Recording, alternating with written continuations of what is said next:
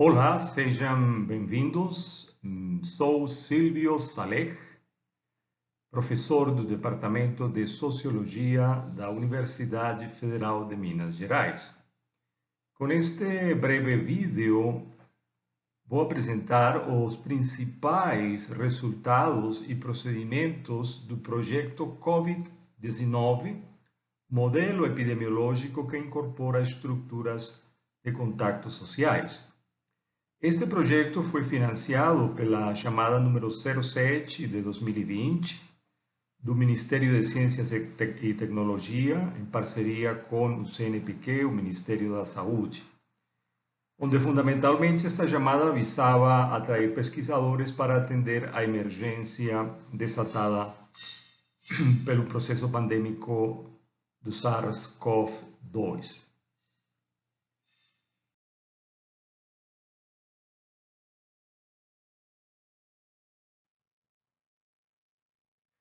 Dito de forma muito resumida, o objetivo geral do projeto consistiu em implementar o acoplamento entre modelos epidemiológicos SIR, que são de ampla utilização em epidemiologia, e informações sobre estruturas sociais de contato, ou seja, interações físicas entre as pessoas em diversas círculos sociais, em casa, fora de casa, na igreja, no trabalho.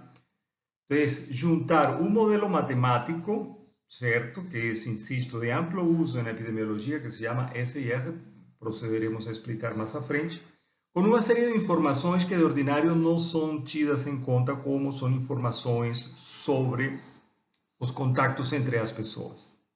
Então, a junção desse modelo matemático e dessa informação empírica resultou bastante útil e resulta bastante útil daqui para frente dentro, digamos, da comunidade epidemiológica, digamos, dos epidemiologistas e dos agentes que promovem o controle e a prevenção de doenças infectocontagiosas no Brasil.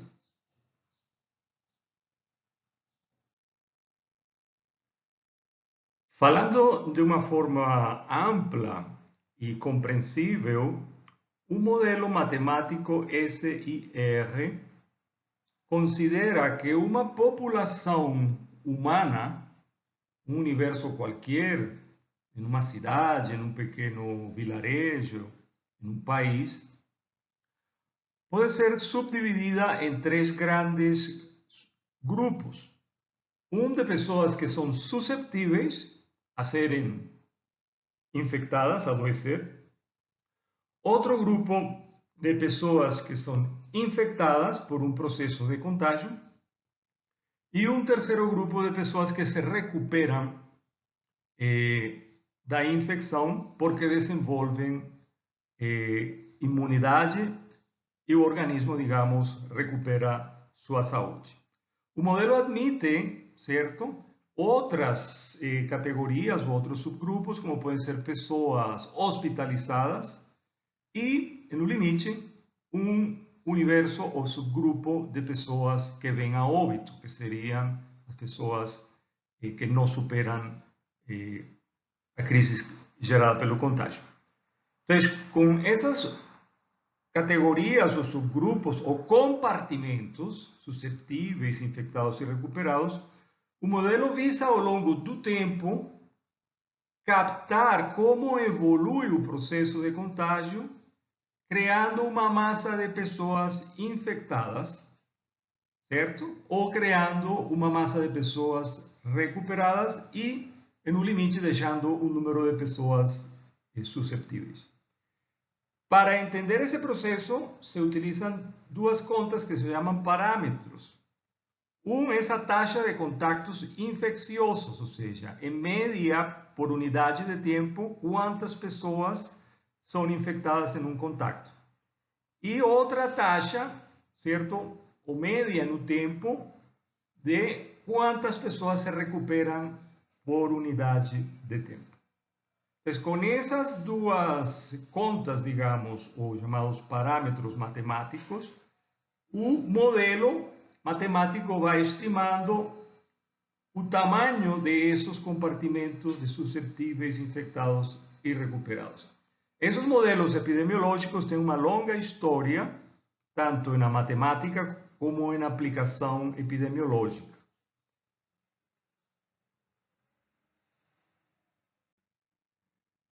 Os modelos SIR são muito úteis, porém eles têm certos problemas, como supor que as pessoas têm as mesmas chances de serem infectadas, o que não é verdade por razões de ordem social. Então, nesta imagem vocês podem observar que na rede A, cada número representa uma pessoa e cada linha uma relação física, um contato. Na rede A, de menor entrosamento, se comparada com a rede B, a média de contactos por pessoa, de contactos físicos, que podem veicular a infecção ou a transmissão de um agente patógeno, é menor que em uma rede onde há maior entrosamento, como é o caso da rede B. E esse entrosamento depende de muitas outras condições, a idade das pessoas, o lugar onde se encontram, as condições de vida, se podem ou não podem fazer distanciamento social. Esse foi o dado que nós acrescentamos em nossa pesquisa.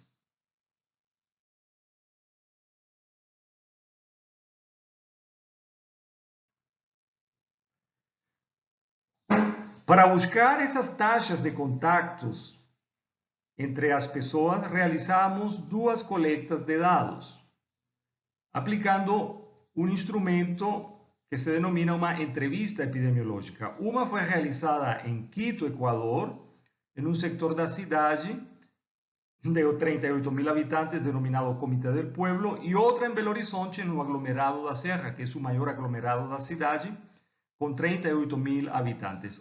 As duas populações têm algo em comum, que são sectores populares, onde as pessoas vivem em situações relativamente precárias em matéria de serviços públicos e com rendimentos salariais baixos, ou seja, são pessoas que vivem no mercado de trabalho informal. Em síntese, o dado mais importante foi o seguinte: nesta tabela podemos observar que a média de contactos por diferentes faixas etárias de 0 a 14, de 15 a 19 anos, de 20 a 34, de 35 a 60 ou mais de 60 anos, ela varia.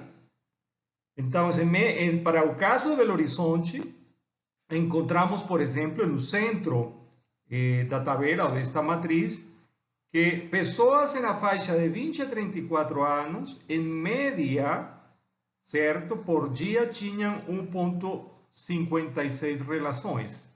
Ou seja, é uma média, certo? É um número médio de relações por dia entre pessoas de diferentes idades ou faixas etárias. Da mesma forma, coletamos essas médias para o caso de Quito. Então, esse dado é incorporado ao modelo e o modelo entrega uma perspectiva no tempo muito mais realista da massa de pessoas infectadas. Por quê? Porque a probabilidade de infectar-se não será igual se as pessoas, dada sua idade, sua condição social, têm mais ou menos relações face-to-face, ou seja, físicas próximas umas das outras ao longo de uma jornada.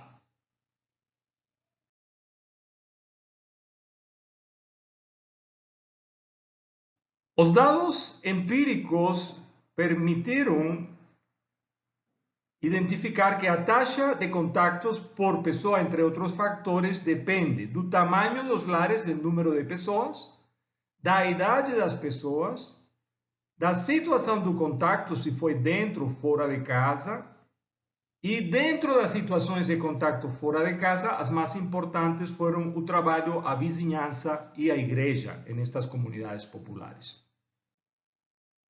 O projeto construiu um aplicativo como um produto tangível, com o qual podem ser feitas prospectivas sobre o curso pandêmico, utilizando faixa etária, variante do agente patógeno e alguma das vacinas que estão sendo utilizadas. Desta forma, digamos, podem consultar em um endereço que consta no slide o aplicativo como uma ferramenta prática e útil derivada do projeto. Muito obrigado.